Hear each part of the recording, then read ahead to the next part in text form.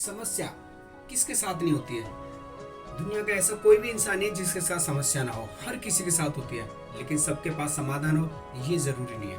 दोस्तों, आज मैं आपको एक ऐसा रामबाण उपाय बताने वाला हूँ। आपकी जिंदगी में कोई भी समस्या हो, किसी भी तरह की, शारीरिक या मानसिक, छू मंतर होने वाली है। बिल्कुल सही सुना आपने। उसके लिए आपको वीडियो शुरू से लास्ट तक जरूर देखना होगा और इसको हम एक कहानी के माध्यम से बहुत ही इजीली समझेंगे।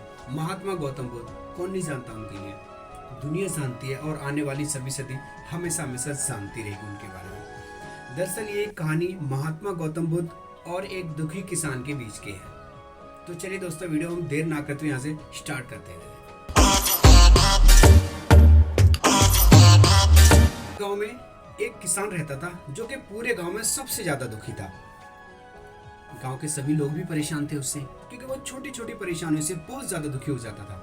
कभी खुद की परेशानी, कभी घर की, कभी बच्चों की, कभी किसी। तभी उसके एक मित्र ने देर रात कहा कि तुम्हारी परेशानी सिर्फ और सिर्फ एक ही जगह समाधान हो सकता है। उसने कहा, कहाँ पर? कि महात्मा गौतम बुद्ध के पास आप जाओ, वो सभी की परेशानियों का समाधान करते हैं, तुम्हारी परेशानियों का समाधान भी जरूर करेंगे। अब उसको पूरी रात नींद नहीं आती है। वो हमेशा यही सोचता है कि जैसे जैसे सुबह हो और मैं जल्दी से महात्मा बुद्ध के पास जाऊं और अपनी सारी समस्याएं हल करा दूंगा जाके, क्योंकि उसके मन में बहुत ज़्यादा खुशी भी थी कि मेरी समस्याएं शायद वहाँ दूर हो जाएंगी। जैसी सुबह होती है, किसान सीधा महात्मा बुद्ध के दरबार में जाता है, प्रणाम करता है और उनके आगे बैठ जाता है, परेशानियां सुनाना शुरू कर देता है। किसान महात्मा बुद्ध से कहता है कि प्रभु, मैं अपने जीवन में सबसे ज़्यादा दुखी हूँ। कभी खेती अच्छी हो जाती है तो अक्सर खराब होती है, कभी बीवी से परेशान, कभी बच्चों से परेशान, मैं हमेशा दुखी रहता हूँ।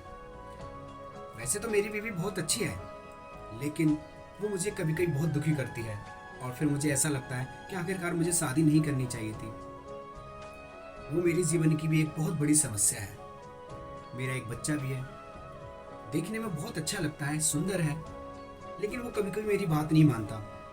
इसलिए मेरा मन बहुत दुखी हो जाता है और मैं सोचता हूँ कि शायद ना शादी होती, ना बच्चा होता, ना ही कोई समस्या होती और ना ही फिर मैं आपके पास समाधान के लिए आता।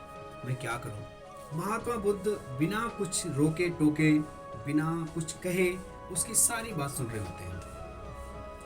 फिर वो कहता है कि मेरी खेती है, मेरी खेती अक्सर खराब होती है, मैं उससे भी बेहद परेशान रहता हूँ। मैं अपने घर वालों से भी परेशान हूँ, मैं खुद से भी बहुत परेशान हूँ। मेरा मन हमेशा बेचैन रहता है, मुझे कुछ समझ में नहीं आता आखिरकार मैं क्या करूँ। और वो अपनी परेशानी धीरे धीरे सारी बता देता है और उसका मन काफी हल्का हो जाता है। अब वो सिर्फ इस इंतजार में था कि महात्मा बुद्ध उसकी परेशानियों का क्या समाधान बताएंगे।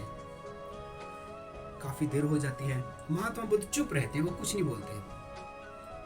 तभी किसान को गुस्सा आता है और ऊंची आवाज में कहता है, आप मेरी बात सुन रहे हैं ना? अगर सुन रहे हैं तो मेरी परेशानी का समाधान बताएंगे या ऐसे मौन बैठे रहेंगे? तभी महात्मा बुद्ध थोड़ा सा मुस्कुराते हैं और मुस्कुराकर कहते हैं, देखो, तुम्हारी परेशानी का मेरे पास कोई समाधान नहीं है। ऐसे ही महात्मा बुद्ध ने ऐसा कहा मानो कि उसके पैरों तले जमीन खिसक गई। अबे किसान कहने यार। लगा, दोबारा बोलो, आपने क्या कहा? कि मेरी परेशानी का कोई समाधान नहीं है? मैं कितनी उम्मीद लेकर आपके पास आया था, कितने लोगों ने आपकी तारीफ की कि वहाँ हर समस्या का समाधान है और आपके लिए समाधान नहीं है। इसका मतलब आप ढोंगी हैं, आपने लोगों को बेवकूफ बनाया है, आपको कुछ नहीं आता है, आप मेरी समस्याओं का समाधान नहीं कर सकते, तो आप मेरी नजर में पूरे के पूरे पाखंडी हैं। महात्मा बुद्ध उसकी सारी बातें बड़े ध्यान से सुनते हैं, लेकिन विनम्र पूर्वता के साथ खामोश ही रहते हैं, वो कुछ नहीं कहते। कुछ देर के बाद में किसान और भी ज्यादा गुस्से में आकर खड़ा हो जाता है, उठ के और वहां से चलने लगता है। तभी महात्मा बुद्ध उसको पीछे से आवाज देते हैं कि सुनो, मेरे पास तुम्हारी इन समस्याओं का तो कोई समाधान नहीं है, लेकिन आने वाली समस्याओं का जरूर समाधान है। किसान हैरान रह जाता है। किसान कहता है, अरे मेरी समस्याएं तो वही है जो मैंने आपको बताई हैं, बाकी तो कोई समस्या ही नहीं है। फिर जब कोई समस्या नहीं तो उसका समाधान क्यों? महात्मा बुद्ध ने कहा, यही तो तुम्हारी अज्ञानता है। दुनिया में ऐसा कोई भी व्यक्ति नहीं है जिसे कोई ना कोई परेशानी ना हो। ये हमारा जीवन है, सुख दुख इसमें लगा ही रहता है और हर किसी के साथ है। हम छोटी छोटी बातों को लेकर चिंतित हो जाते हैं। हम ऐसा सोचते हैं कि ये परेशानी सिर्फ मुझे को है, बाकी किसी को नहीं है, सारे लोग बहुत सुखी हैं, सिर्फ मैं ही दुखी हूँ।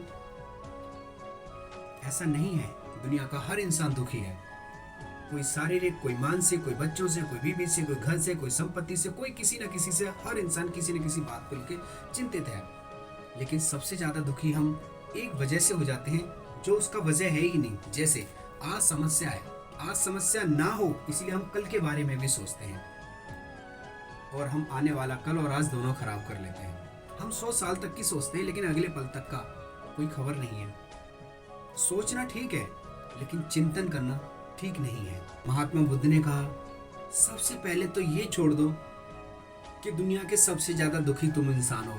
दूसरा, अपनी हर परेशानी हर किसी के साथ शेयर कभी मत करो।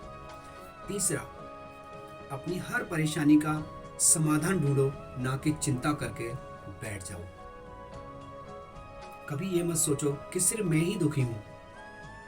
आपकी तरह, आपसे भी ज्यादा और भी बहुत सारे लाखों करोड़ों लोग हैं जो दुखी हैं किसी न किसी वजह से और उसका समाधान ढूंढ रहे हैं। दुखी सबसे ज्यादा वही इंसान होता है जो सिर्फ चिंतन करता है, समाधान नहीं ढूंढता। परेशानी आना जाना ये तो एक समय है, ये आएंगी और जाएंगी भी, लेकिन इसका समाधान ढूंढना सबसे अच्छा उपाय है।